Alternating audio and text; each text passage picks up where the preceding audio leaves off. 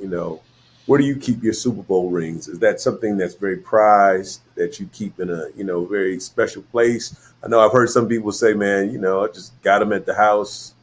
It may lose that value or that sentimental meaning to some people over time. But for yourself, what's your thought process behind that? Osei, if you're trying to end this show anytime soon, it's no, because this is like a huge issue, like with me. Okay. So you give me 15 minutes, we can do it. You got 15 for me? Okay. Hey, I got whatever you need, bro. Okay. All right. Yeah. So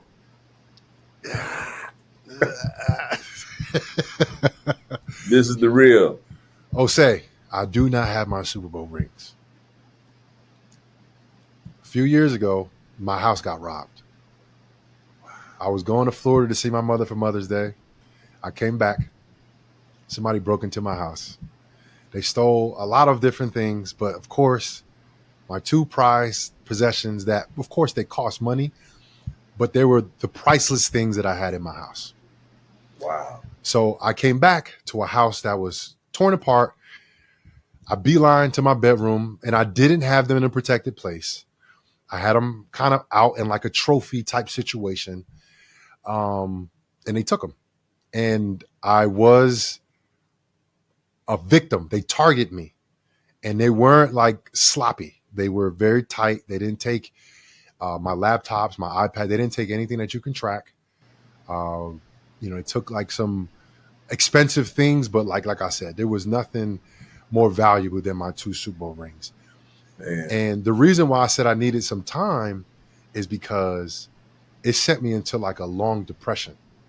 And it wasn't like the fact that my rings were stolen. It was the amount of, I would say, lack of care on my behalf, having my rings out, not in a safe when I'm gone. The ultimate thing, I didn't have insurance on them. So that's when I was questioning myself, right? It's like, yo, if you valued these rings so much, why you didn't even protect them? You didn't even have insurance on them. So now I have the right to buy my rings, right? Which you get them for free when you win. And I still haven't did it yet. I still haven't got them back yet. Not that I can't get them, but I can. I didn't tell nobody about it. Yeah. People be like, yeah, where your rings at? I'm like, I left them at the crib. Yeah.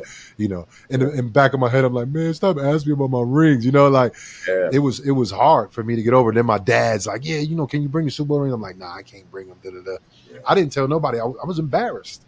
Yeah. I was embarrassed to admit that somebody broke into my house. I was embarrassed to admit I didn't have my rings in the safe. I was embarrassed to admit I didn't have insurance on my rings.